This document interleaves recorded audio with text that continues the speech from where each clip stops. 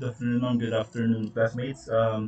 This afternoon, I was tasked to present my assigned topic, which is chapters 12 and 13. So we'll start with chapter 12, entitled Wellness and Managing Risk, the Strategic Role of Human Resources.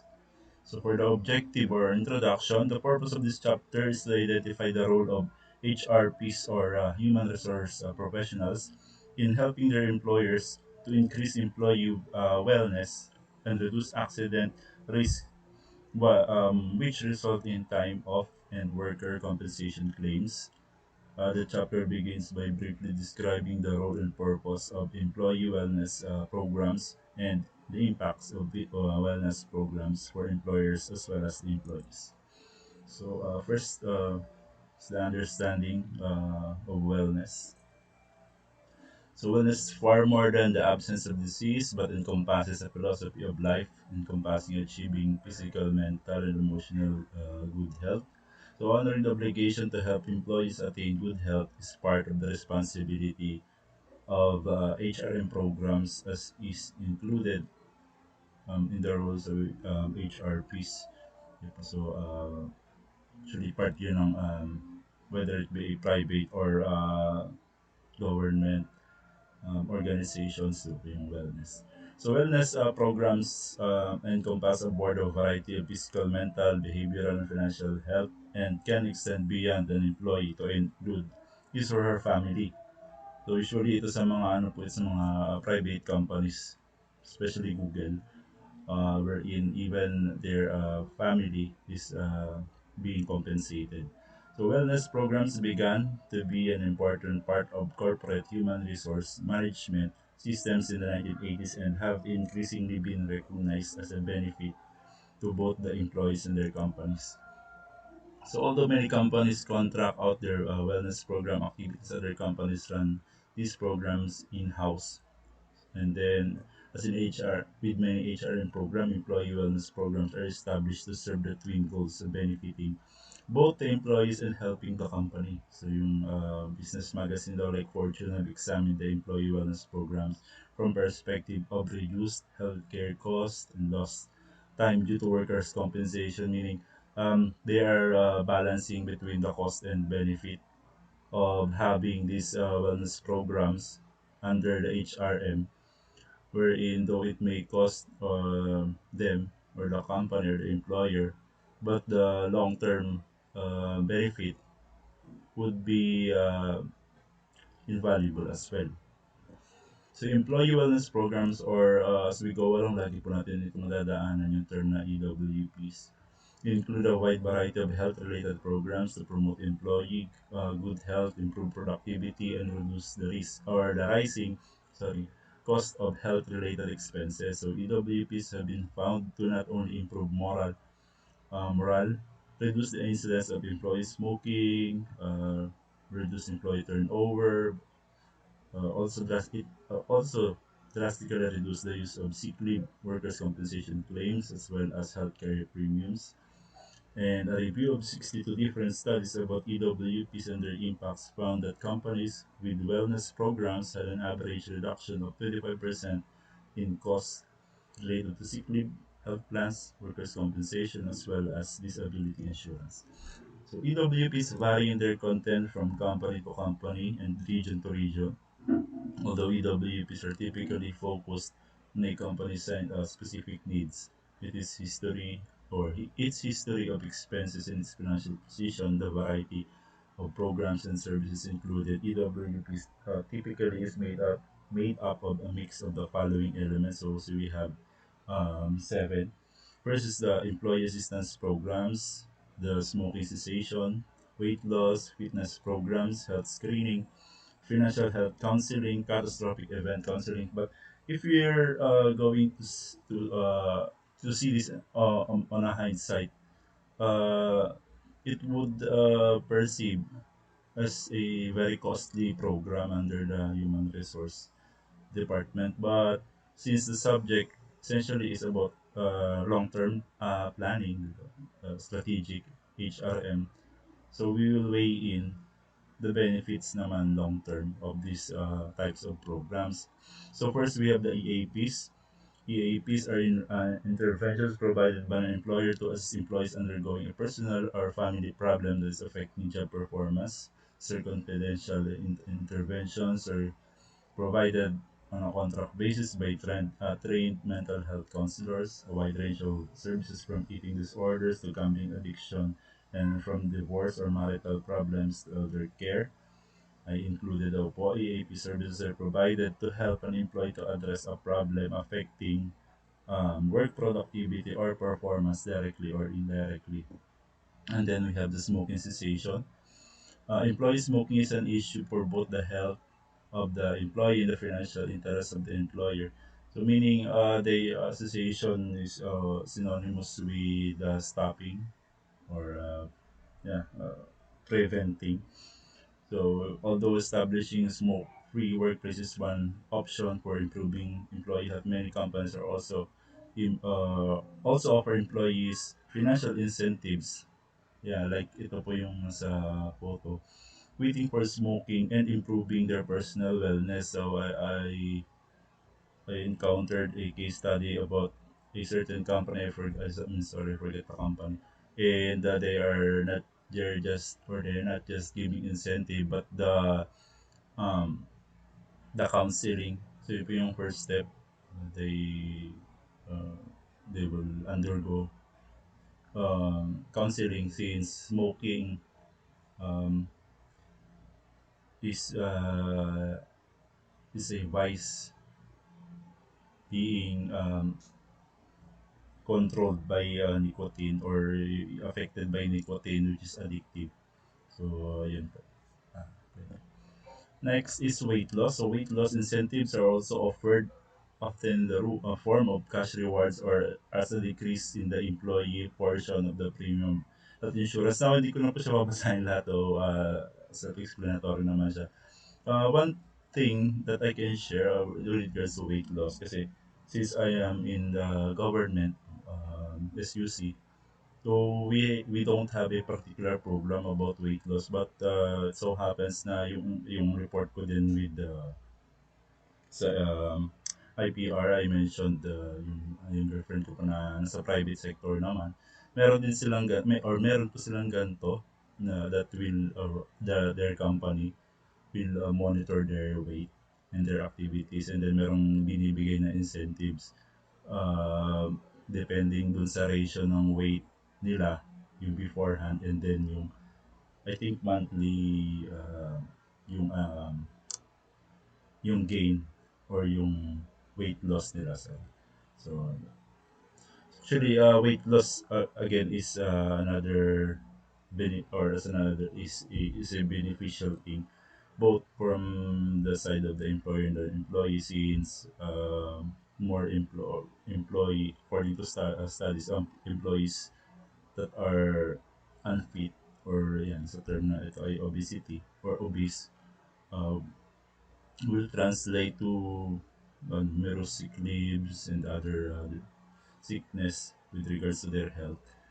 And additional info lang po, I was browsing an example about weight loss and anything about um, health that for us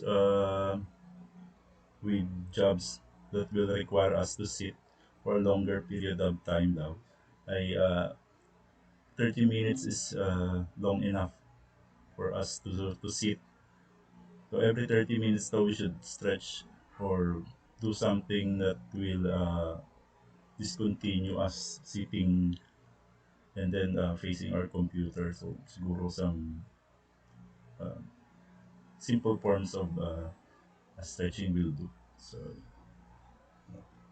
and then we have fitness programs. Fitness and overall good health are correlated, and firms that have implemented EWPs with fitness work-sponsored fitness programs benefit a society in which only 1 in 5 Americans gets recommended amount of daily exercise. Major employers have initiated fitness programs as part of their overall health care.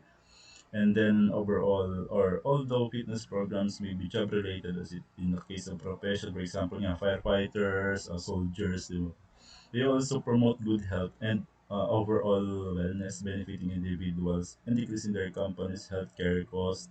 time lost from sick leave and workers' compensation. Again, this is the idea earlier about weighing the cost and benefit of having EWPs. So sadly, or no, uh, but sadly naman po kami. Kasi before we have here in our SUC, ito po sa amin, we have this weekly uh, yeah, fitness programs or anything na or any sport na you know how to play. Yun, per week, dati po parang once a week siya. And maganda yung feedback kasi na naalis doon sa workplace na parang lang puro lang trabaho and then yeah, sadly yun parang na di po siya natuloy. Yeah. But anyway, so yun, fitness programs can be internal or external. For example, sa school may mga PE teacher naman po. So, sila yung nagsiserve as instructors unlike dun sa mga private companies. Though meron namang iba pero usually nag-hire sila. So health screening, including fitness analysis, is offered by employers as part of many EWPs. Those screenings can identify employees that are at risk of chronic health conditions in addition to providing valuable information to employees about their general health.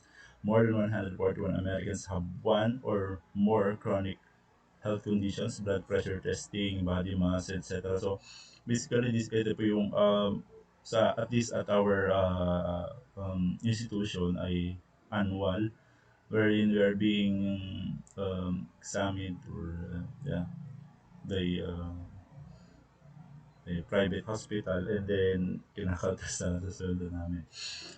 Yun po, tinitignan lahat and then they will come up with a uh, certification that we are physically fit. And then we also have financial health counseling. So many organizations acknowledge the importance of including financial health counseling. A research study conducted by Washington University affirmed that financial health and physical health were directly correlated. Financial counseling services demonstrate to employees their companies' commitment to their economic health, but also have a positive overall impact on employee well-being with a high incidence of individual debt that is prevalent in society. Financial counseling and financial stress management have practical relevance for many of these employees. So, in our institution, do wala naman po kami ganito. Pero, seminars, training seminars in terms of financial literacy, financial intelligence, are being conducted naman po together with our students. So, for sure sa mga private companies, they are more in line to do this type of programs, financial health counseling, since according to the reference, um, physical and financial health is directly correlated. So sa statistics, ano ito, sobrang lapit. So directly correlated daw po. So, catastrophic event counseling, often as part of the services provided by EAPs, firms offer employees counseling and emotional support during times of personal emergency or after the occurrence of catastrophic events. Now, such counseling service acknowledges the need of employees as a group or as individuals and enables persons who have undergone a catastrophe to just to its traumatic consequences, individual and family emotional support during times of special need can be great benefit to struggling employees and demonstrate to the entire employee group that a company is committed to its employees' welfare. Now, so again, based lang dun po si girlfriend ko, pero nasa private company. Yun, na-share niya po na meron din po silang ganito. I think once a month or there are instances na twice a month din. Though hindi naman dun sa catastrophic event counseling, pero same idea din when they're being counseled or being asked several questions kung and the psychologist or psychiatrist, I'm sorry, di po ako dun po familiar. They will come up with some results kung depressed ba yung kanilang mga empleyado or not. And sa amin kasi sa school, sa SUC, sa institution namin, usually ang gumagawa po nito ay yung it's either the program chair or the deans. Pero meron din po kaming same sa ibang SUCs naman din, yung sa guidance po. So EWPs are most effective when they are being developed in partnership with employees and focused on the unique characteristics of the organization and its mix of employees, understanding employee needs, and identifying opportunities to involve employees in programs that improve employee health and well-being and improve the financial position of the organization are major responsibilities of HRPs and can be substantial positive benefits for all parties. So implementing naman po, how the HR department or our human resource professionals can implement their wellness programs. So, depende naman po yan sa mga organization. Diba? So, based on the experiences of many organizations, EWPs can be successfully implemented by both small and large businesses at a reasonable cost. Although larger businesses typically have EWPs and EAPs, smaller companies also provide this service for their employees. And the cost of the service can be as low as $6 per employee per month. So if we're going to base this dito po sa atin, so per month, okay naman po siya since the reference is I think was published around 2019. So, siguro updated pa naman po. So this is around 300 pesos per month. So So factors to consider in implementing wellness programs. First, identify the unique needs that characterize the organization. Of course, understanding the health status of them and demographics of employees that are unique to an organization enables the HRPs to identify where to best invest organization resources to meet those needs. Okay. And then research program elements that meet organizational priorities. So doing research and other types of um, identification programs um, para lang po makita kung ano ba talaga yung mga priorities ng organization. Although EWPs have been beneficial to many firms, HRPs need to fully understand the nuances of wellness efforts and be aware of the time required and the hidden cost of implementation. So obtain top management team's commitment and support. So syempre, we need to have the support, not just financially, all types of support na kailangan ng top management so that the program or programs that will be implemented will be top notch. Promote wellness as part of the organization's culture. So yun po, like yung example ko later or yung latter part ng aking presentation, since the company is well known for that type of wellness program, so naging culture na nila yon at the same time talagang nakilala na sila sa pagiging ganon. So promote wellness as part of the organization's culture. So, may tatatak sa inyo sa isang kumpanya. And then number 5, incorporate elements that include employee families. So EAP should be available to employee family members in as much as the family problems often affect employee productivity. Siguro yung very good example lahat po nito and I will summarize lahat doon sa isang business na yan kasi since they are practicing all of these implementation suggestions or factors.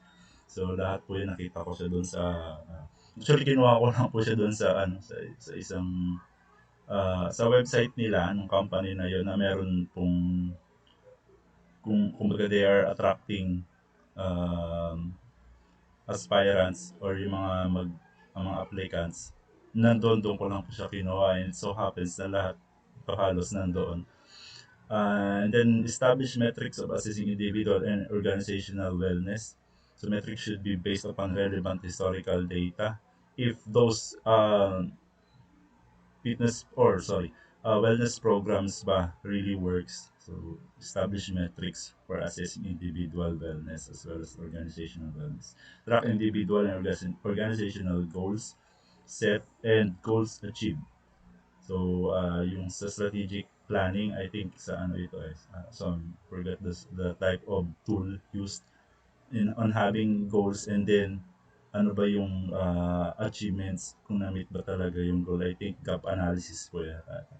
So yan, keeping accurate and up-to-date records reinforces the importance of EWP and enables HRPs to document programs or program results and individual accomplishments. Number eight, celebrate individual and organizational success. The evidence suggests that EWPs are typically successful in reducing the incidence of time. Celebrating individual and organizational success and publicizing that strengthens the reputation of an EWP and builds organization commitment to program goals. Again, this is also being uh, fully uh, publicized by the company po na example ko later on, na they are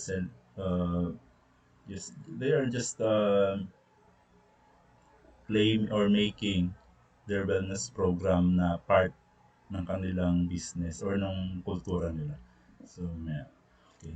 And then next we have the risk management and the HRM function. Now, risk involves uncertainty about an outcome which may result in a negative result, a loss, or a failure to achieve desired goal. In HRM, risk management is associated with the goals and objectives of an organization involving its personnel and their achievements. HRPs seek to achieve the objectives of an organization's top management team in minimizing risk and achieving the priorities essential for successful organizational performance.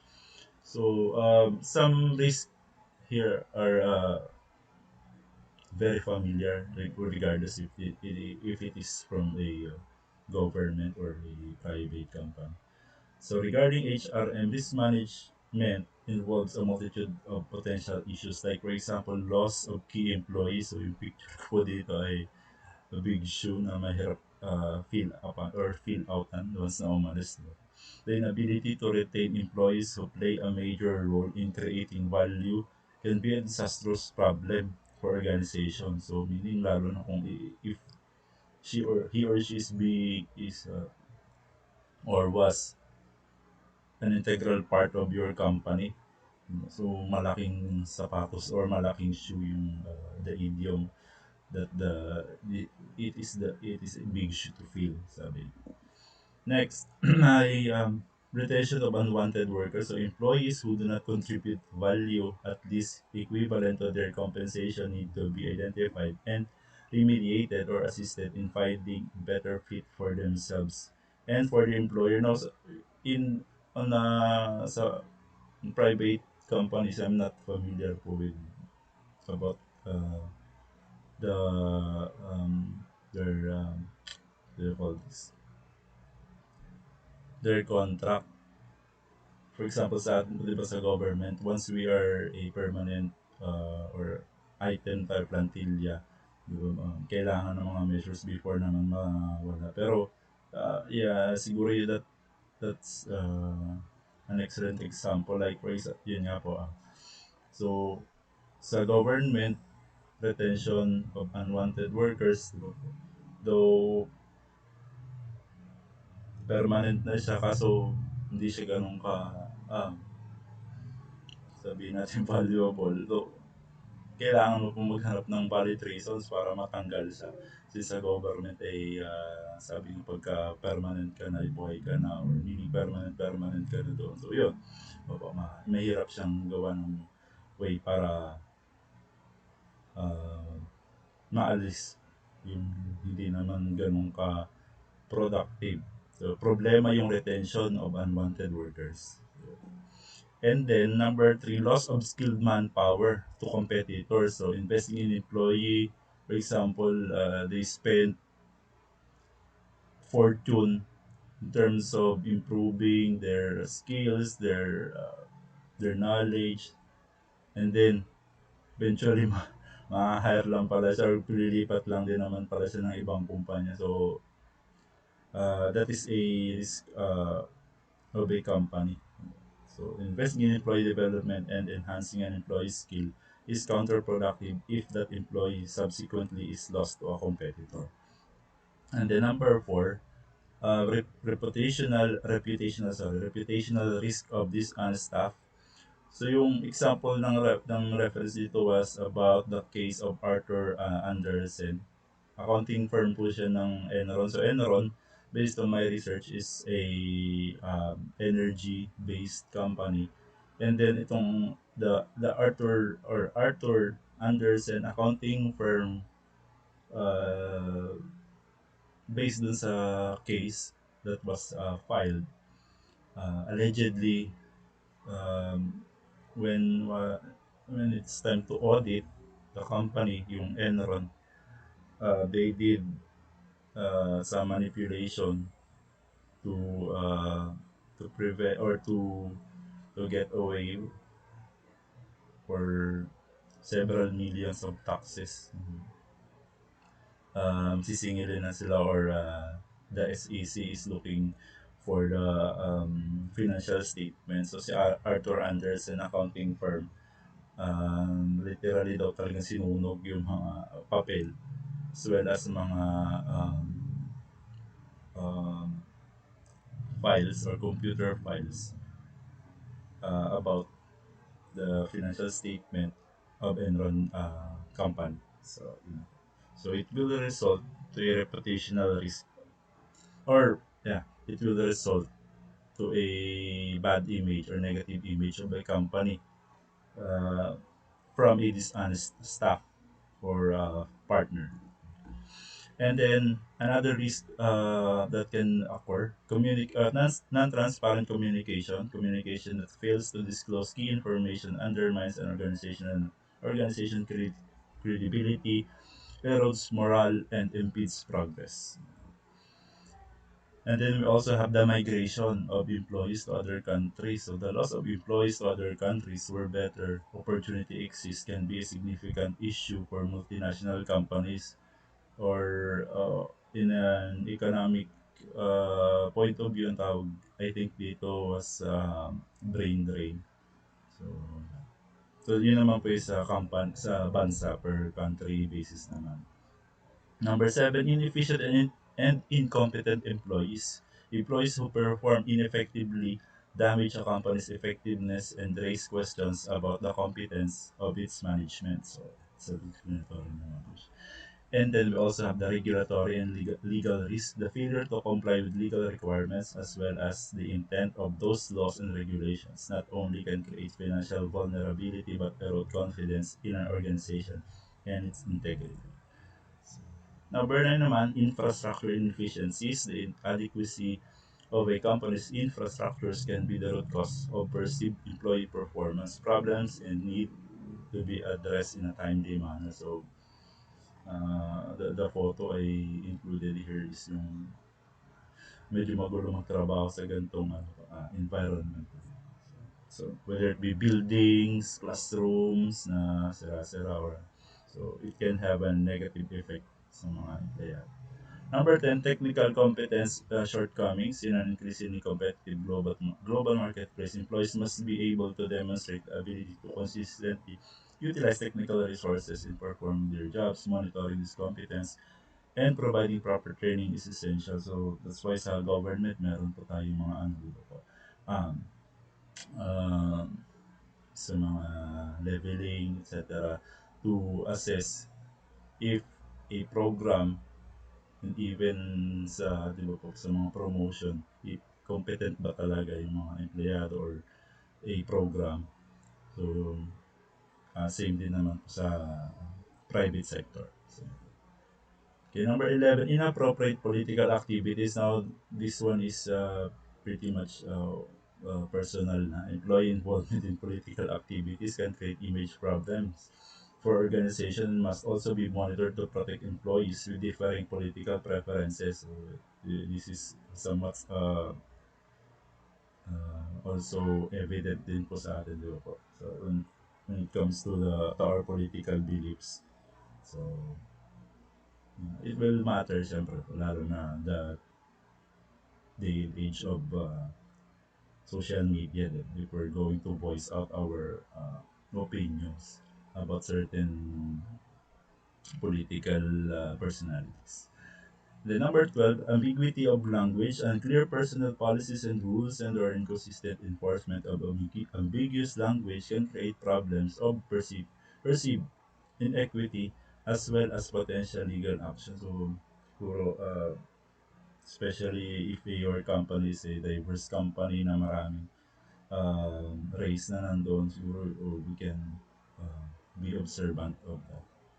And then number 13, coordination of response. The unique characteristics of individual departments or divisions of a company may affect how personnel policies are administered and coordinated. So these differences should be understood, monitored, and addressed so that fairness and equitable treatment prevail.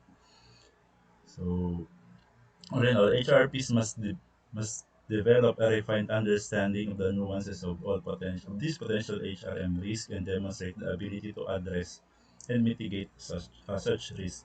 By understanding the complex implication of each of these risks, HRPs prepare themselves to assist their organizations to most effectively utilize employees to achieve strategic goals and assist employees to become successful partners in that process. Okay. Next is the employee safety and accident prevention. So employee safety is a practical problem associated with saving companies money and involves moral obligation to the individuals. Hard to perform company tasks, HRPs, or human resource professionals play a variety of roles in helping to define safe work behaviors. So providing trainings for employees, managers, and supervisors involving employees in ensuring the hazards and risks are minimized and keeping track of employee safety and accident information, which can help a company to know where to focus its loss prevention efforts. So HRPs often play an important role in the organization in not only providing safety training and inspections but in coordinating a safety committee. So again, hindi ko po sure sa private or sorry, sa mga company nyo or sa mga organizations nyo kung meron kayong mga tinatawag na safety committees. So yung sa amin po, I think that the term is disaster risk department yata, I think. So yun. So I guess sila po yung safety committees namin. Those committees are typically made up of representatives from the ranks of employees. Employees meet on a regular basis to discuss safety issues, identify problem areas, determine whether incidents are preventable, not preventable, sorry, and develop suggestions to eliminate causes of incidents and accidents. Employee safety committees can be an effective way to communicate with the employees. According to the Society of Human Resource Management, successful committee operate with top management support, are adequate staffed and funded and made a priority to employee and supervisors. In creating a viable safety committee program, the most attractive or effective models have a common set of characteristics. So according to Kevin Drag, um, an associate editor of Safety Plus Health magazine, he offered 7 tips for creating a successful safety committee. First, put progression first. Okay. So, or sorry, yeah, put progression before perfection. Identify realistic goals or to work toward accomplishing what matters first. So, progression daw po muna. Embrace variety, include representatives from both the employee and group management. Members should be selected to serve who consider safety to be an important priority. Incorporate a basic training curriculum, train members about the key principles involved in creating a safe work environment, and make the training a requirement of all committee members. And then plan meetings carefully. Meetings should be planned ahead of time and staffed by a committee leader who prepares and follows a meaningful agenda, prepares and distributes needed information before the meeting, and keeps the committee focused on important work. Number 5, maintain a reasonable member rotation. Members should remain on the committee long enough to become qualified decision makers and participants, but should really be appointed on a permanent basis so that other interested persons can also become involved. And then make meetings fun. The meeting should avoid wasting time, include useful and interesting information related to the organization's need, and should involve members in meaningful tasks that have real value in the organization and its members. And then occasionally look outward, explore what other organizations have done successfully. So research and then replicate and recreate. So I'm not sure kung tama yun. So yun daw yung tunay na innovation daw. So do the necessary research and analysis to be able to take advantage of programs that have work effectively sa ibang tao or sa ibang kumpanya. So HRM departments traditionally play a major role in supporting safety committees and provide important background information for the committee leader to help that person to be effective in leading the committee's work. Information about incidents, accidents, and other causes are used to make improvements. The credibility of the safety program and the safety committee are enhanced and can help an organization to reduce the incidents of accidents and their associated costs and loss of time at work. So for the key takeaways, although employees' wellness and risk management are not always considered to be most important, they have or they make an important strategic contribution to organizations by keeping employees healthy, safe, and productive. In addition, wellness and risk management activities demonstrate to employees the values of a company's culture in benefiting employees and their families long term. Wellness can save and safety programs help employees to understand how they can take better care of themselves, develop better lifestyle habits, and become more conscious of how they can live healthier and happier lives. So for companies, the benefits of those programs transcend reduced healthcare premiums, lower worker compensation costs, and less employee time off work. Well, conceived wellness and safety programs enable companies to maximize their productivity and profitability while honoring their commitment to helping employees to become the best version of themselves. So, again, as for the premise po kanina, sabi, yung mga wellness programs, okay, is a matter of measuring the cost and benefit. But since the course suggests that having a strategic HRM or long-term planning or long-term strategy about HRM. So again, those programs or wellness programs can benefit both the employees and the employer. So yun, since the reasons are being stated now. HRPs who understand the benefits of wellness and safety programs, who engage in employees in protecting their self-interest by being healthy and safe, contribute a valuable strategic benefit to their employers and to the employees that they serve. In many roles, the HRPs play to serve the organization to assist company to achieve its strategic mission. They reinforce the importance of the partnership between a company and its employees and help to create an organizational culture where employees not only succeed but flourish. As they implement programs that contribute to employee well-being and good health and address the multitude of risk-related and safety needs of employees, HRPs also strengthen the credibility of the HRM function in their own value as part of the company's management. So ito po yung example ko na sinasabi kanina. So, familiar naman at kilala. Again, culture. Google already established the reputation, the culture, that yung wellness, employee wellness is top notch.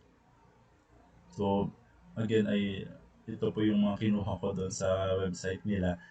So, for example, keeping Googlers healthy is our priority. So, nandiyan naman po lahat ng kanilang mga programs and offerings, medical and dental, employee assistance programs. So, again, kung maalala niyo po yung discussion kanina, halos lahat, if not talagang lahat halos, nandito yung sa mga tips on how to implement and how to do wellness programs. Workplace accommodations for physical or mental health concerns, on-site wellness centers, access to mental health pass, second medical opinion for you and your loved ones, di ba? Kasama yung pamilya. Medical advocacy program for transgender employees.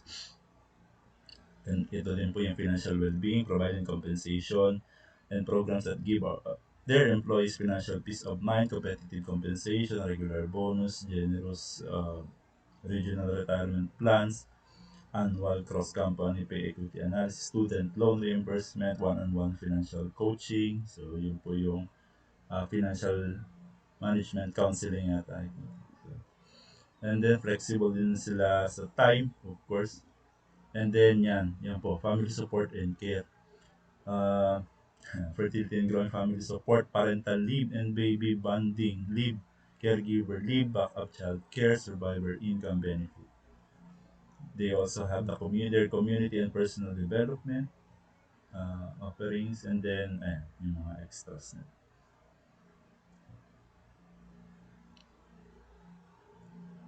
So that concludes po the top or my topic on chapter 12. So thank you for listening. So in a few minutes mag-start na rin po ako dun sa chapter 13 para diretso na rin po siya.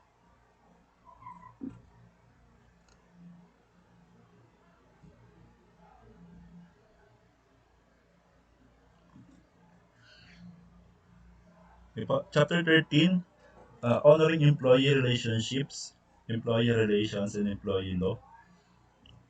So for the introduction, although the human resource management exists to optimize organization long-term and short-term value, that purpose is best achieved by honoring the obligation to assist employees to improve themselves and achieve their highest potential. So yung mga professionals ng HR are not the advocates of employees per se, but they should nonetheless pursue employees' best interests long-term for its honoring employees' interests that HRPs demonstrate commitment to long-term sustainability, competitive advantage, and success. HRPs best serve employees not by advocacy of their articulated interests, but by establishing the best possible environment for employees to succeed and to flourish, and that virtuous outcome is the emphasis of employees' relation. The purpose of this chapter is to explain the importance of HR and employee relations, linking it with the current employee laws.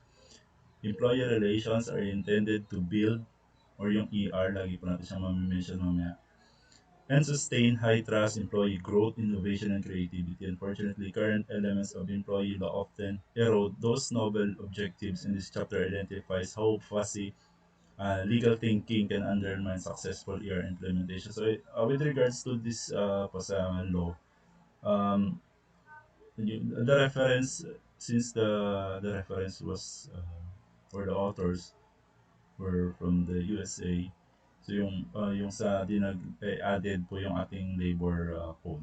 So yun na lang po yun. And I cited an example po doon na nanggaling din po sa website ng DOLE. Identifying key elements of effective ER and describe many of its defining characteristics is a start. Identifying both positive and negative features of employee law related to legal realities affecting employees is also ideal. Conclusion of this chapter is the 5 practical ER applications for HRPs in today's highly competitive global environment. Characteristics of employee relations. So yung nasa reference po was paragraph type. So I just highlighted lang po yung some characteristics of employee relations. Okay po. ER covers full range of interactions and communication between employers and employees, and also processes by which they are or they adjust to the needs and wants of each other. AR is based largely upon the idea that employees and employers acknowledge their interdependence and the advantages of cooperation to achieve shared goals. Although ER is sometimes thought of in terms of labor union context, the term encompasses far more than formalized relationship. So implicit employer and employee relationship are the complex but often unwritten psychological contracts that exist between the parties. For every organization, the psychological contract is subjectively perceived by each individual employee and is based doon sa kung ano yung paningin ng isang empleyado. So, though may mga contract na binibigay sa mga empleyado, um, there are instances na yung translation ng mga employee ay iba. So, based doon sa kanilang experiences. So, later on, I will naman din po, cite an example. Okay, mutually held agreements between the parties may vary simply because of subtle differences in their interpretation of the agreement's provisions, especially dun sa mga, let's say, hindi po masyadong knowledgeable when it comes to contracts and laws. So, dun sila nagkakaiba ng pagkakaintindi sa mga provisions, lalo na when they see their contracts, diba? Most of the time, hindi naman binabasa ko lahat. and unity in perception is actually the exception rather than the norm. Accordingly, one of the most common realities of ER is that it is subject to differences in perception about the precise nature of the relationship. Differences that may nonetheless be strongly held and may be perceived as an ethical breach if not honored. So yun, there are instances nga po na it happens, especially dun sa mga cases ng mga empleyado na not that are not well versed in when it comes to contracts, legalities, rights. So yun. So one that is one characteristic of ER or employee relations. To clarify their expectation of what they expect from employees, organizations typically establish a comprehensive set of policies, procedures, job descriptions, work rules, and guidelines that define those expectations.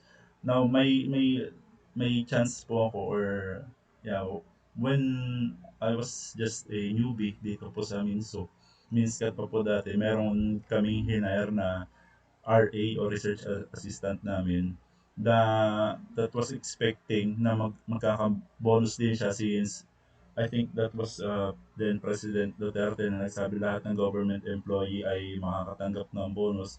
So may confusion nandun sa kontrata naman po na ang job order even GOS ata. COS, sorry. Eh walang employer to employee relationship. So yun. So um, may confusion depende sa interpretation ng nakakabasa. That's why daw yung mga kumpanya, organizations, even the government have policies, procedures, and all para guided both the employees and the employers.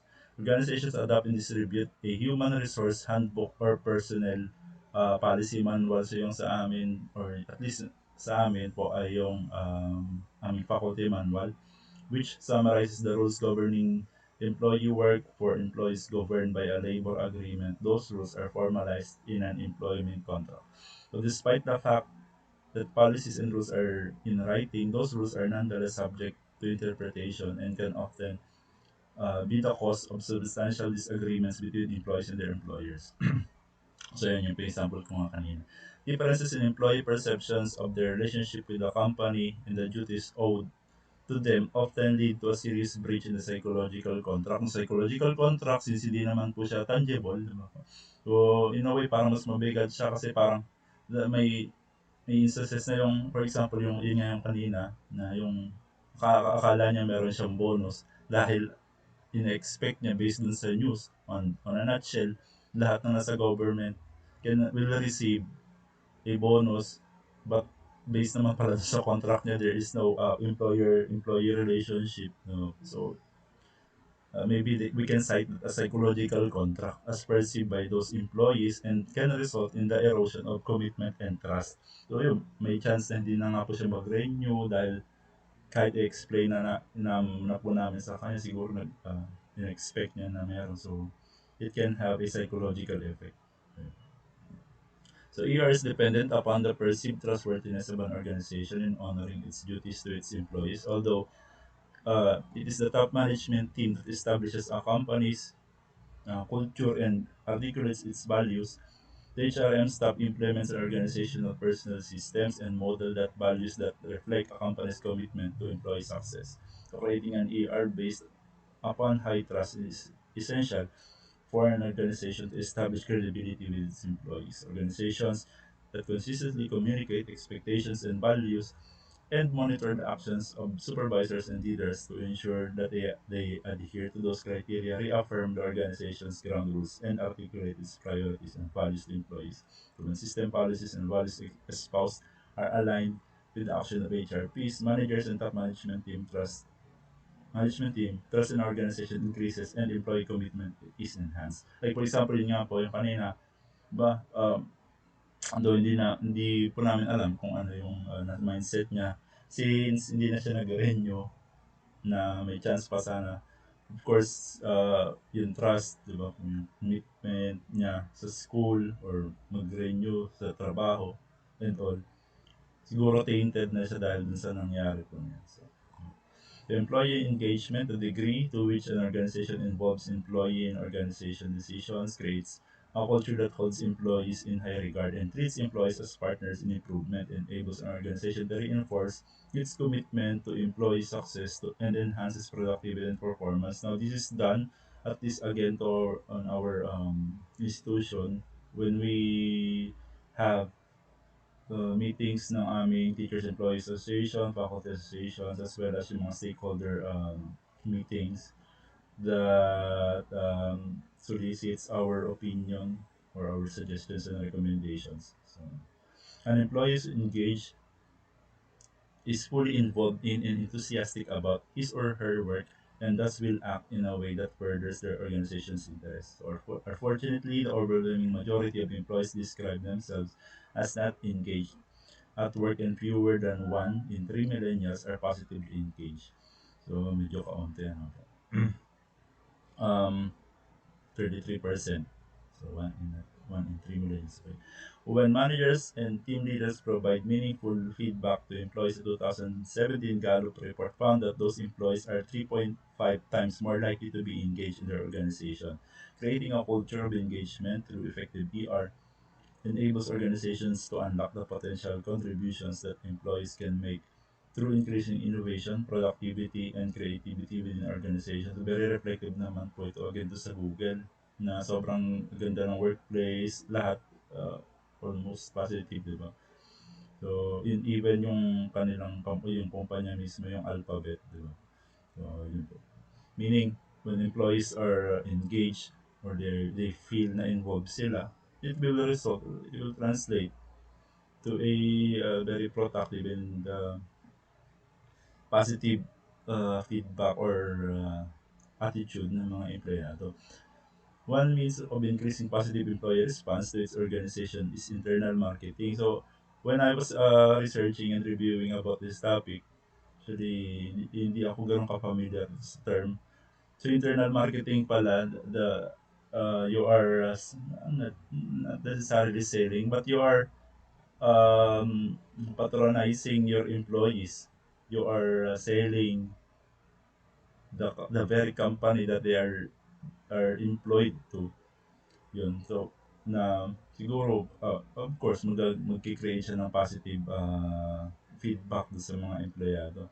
Internal marketing views the employees as internal customers and is the communication of positive information about an organization to its own employees, thereby building greater pride in the organization and improving customer service and performance. Also, yung pala internal marketing.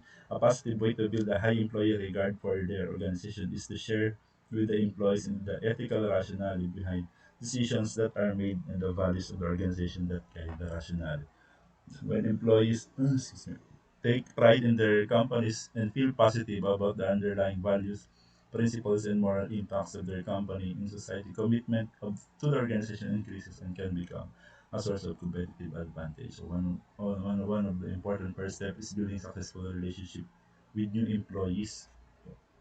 Kaso wrong po, most organizations are ineffective in their onboarding process for new employees to their own detriment and to disadvantage of incoming employees. So despite the fact that onboarding is essential to enable new employees to become truly effective and despite economic savings, HRPs consistently fail to take advantage of this opportunity and obligation to assist new employees to become familiar with their new organization context and make smooth transition. By failing to make onboarding an HRM priority, it violates the perceived duty to help new employees as they enter their organizations and overlook an important opportunity to create a strong employee relation impression. Another critical factor is great ER is an organization's commitment to the training and professional development of employees. So kami meron naman po kami about dito. I think our HR department identifies sa mga faculty at least kung sino yung kailangan ipadala dito, kailangan pumunta dito, kulang yung research, kulang yung extension, and then i-feed din sa amin. So in a way siguro okay po yun. So investing in employee training and development when done properly, inevitably brings an economic return on that investment in addition to improving service quality, reducing turnover, sorry, improving service quality, reducing turnover, increasing innovation and creativity, and improving employee morale. So creating a learning culture enables a company to adapt to change and keep pace with an increasingly competitive global marketplace. So training and development and creating a learning organization are expected obligations of the modern organization honoring their responsibility to help their employees to progress personally and professionally.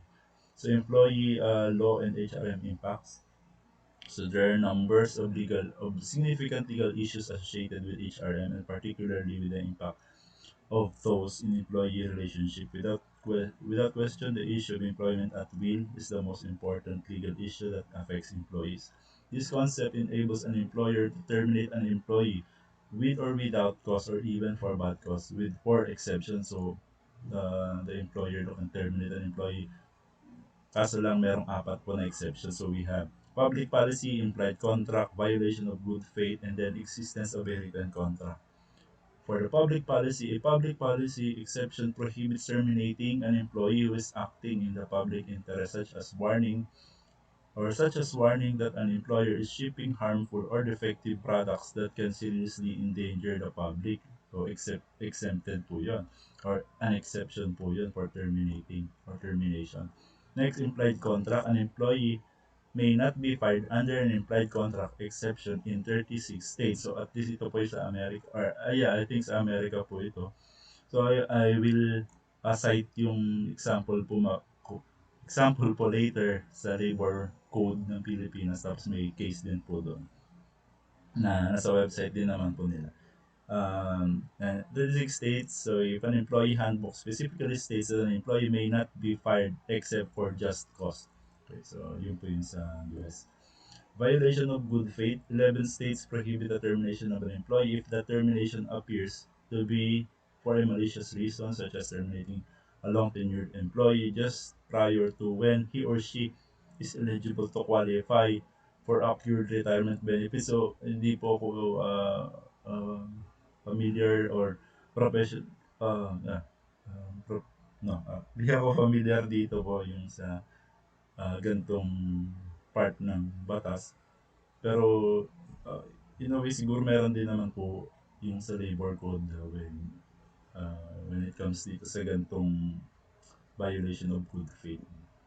The system of a written contract is somewhat similar din po siguro ata. It's number 2. If a union labor agreement or written contract exists that specifically protects an employee rights, an employer is required to demonstrate just cause for termination.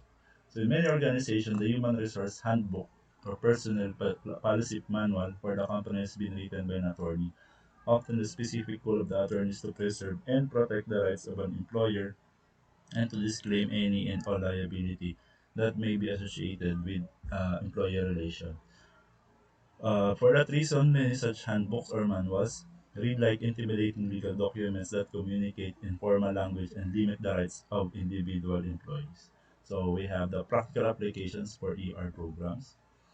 Effective ER programs are the result of top management teams' understanding of the importance of creating organizational culture that promotes collaborative effort, clear communication, a commitment to a worthy purpose, and constant attention to the important details essential to creating mutual respect, trust, and cooperation. Such programs are inevitably value-based, principle-centered, and ethically virtuous. So HRPs can play an important role in helping their top management team to create such programs. HRPs honor their roles and serve their organizations best when they treat employees as owners and partners in the organization's quest to achieve its best possible outcomes. The following are 5 practical principles of HRPs in implementing successful programs. So focus on creating high trust. AR relationship is first and foremost a partnership with employees and is dependent upon creating cooperation, collaboration, and commitment. And then number 2, communicate clearly, simply, and constantly. Make a constant effort to provide employees with the information they need to succeed. Be precise in communicating, but also pay attention to communicating in a manner that conveys the organization's commitment to mutual understanding. Listen as well as conveying information. And then emphasize or emphasis purpose and values. Always keep the organization's purpose and mission in mind as the values upon which the organization is based on the organization's purpose, mission, and values are worthy ideals to inspire excellence and employee commitment. And then always honor obligations. So keep commitments, recognize and honor promises, clarify duties owed stakeholders, and be sure that those duties are fulfilled. And then number five, model the behaviors you expect. Leaders and HRPs send a powerful message when they are servant leaders who model the values they espouse and who exemplify dedication to the organization's purpose and mission. Now, ito po yung na-mention ko kanina, yung sa labor code of the Philippines. Again, I was not well versed doon pa sa law ng US when it comes to the rights ng mga employees. So I will cite uh, an article dun po sa website ng DOLE. Okay.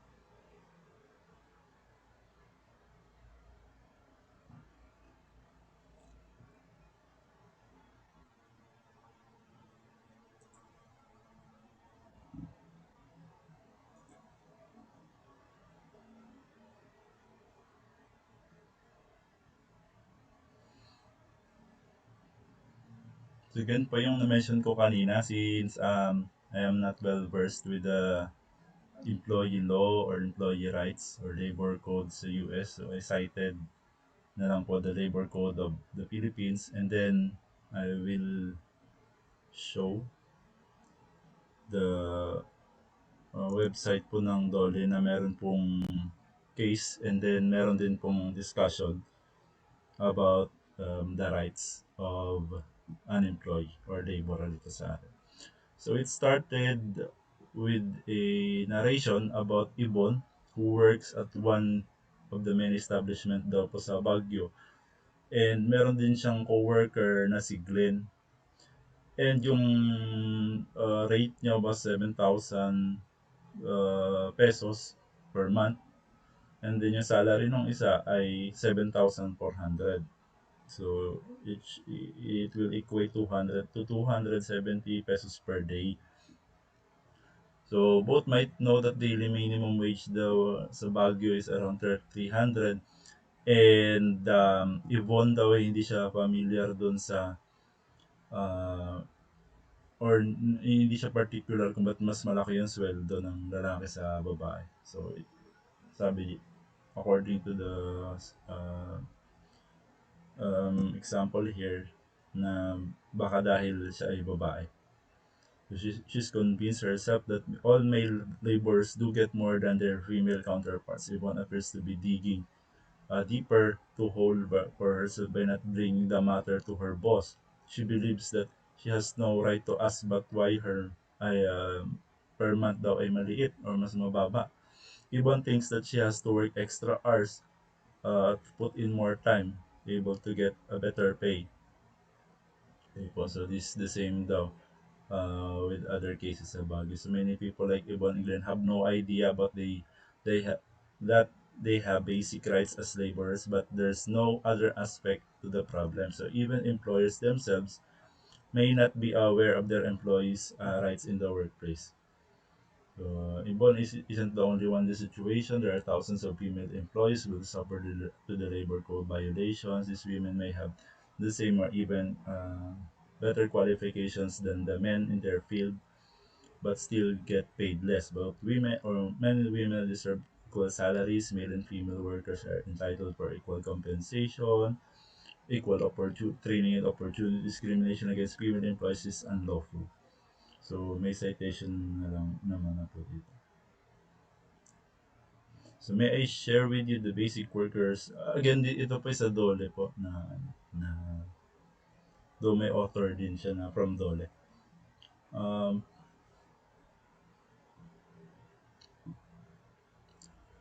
Basic workers' rights as part of our advocacy and on the issues of equal works and opportunities for it. So it is provided in the Philippine Constitution that the state shall protect labor, promote full employment, provide equal work opportunity regardless of gender, race, or creed, and regulate employers-employee relationship. On security of tenure, workers cannot be dismissed without just and authorized causes and only after due process. So, kailangan pang litisin kung dumaan po sa husgado before ma-terminate. Just cause refers to any wrongdoing committed by a worker. Authorized cause refers to the economic circumstances that are not the worker's fault.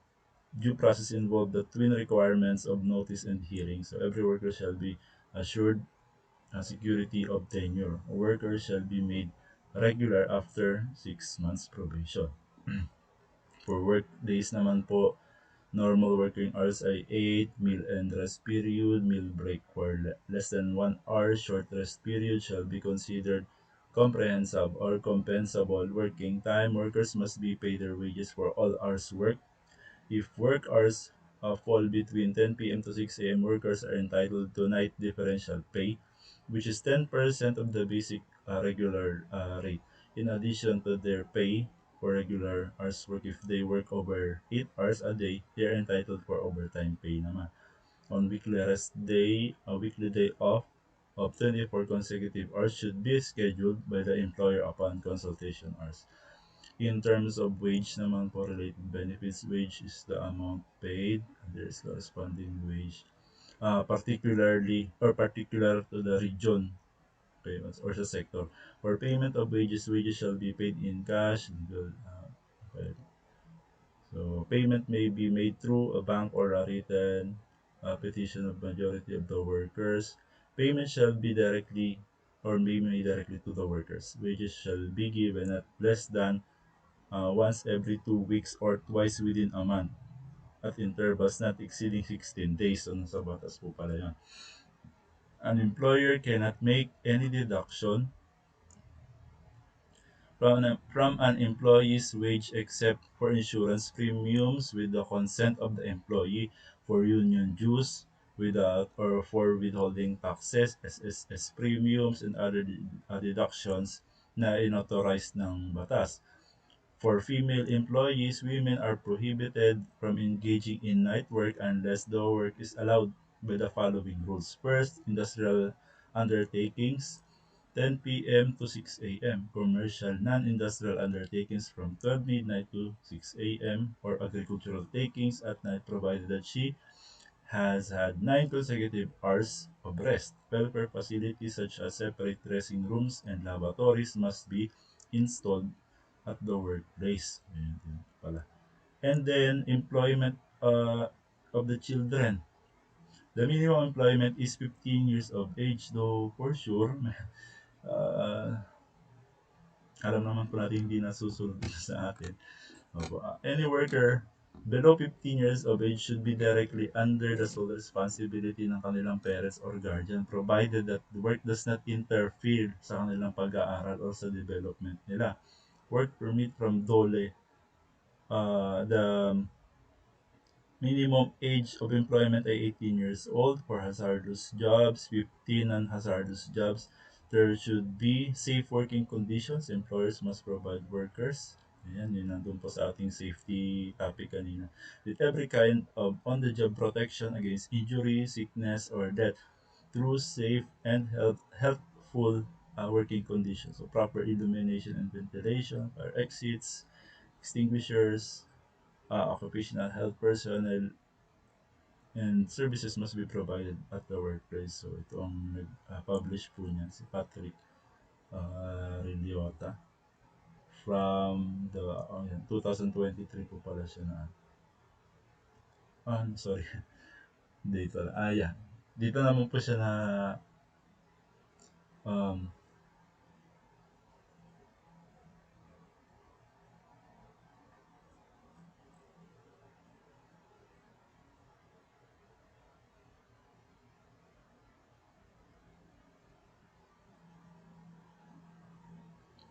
yun po. So this was published dito sa website po ng DOLE under the Regional Office of Cordillera Administrative Region. So that concludes my presentation this afternoon. So thank you po for listening. Thank you, ma'am, and thank you, classmates. Um, Good day and God bless everyone. Thank you.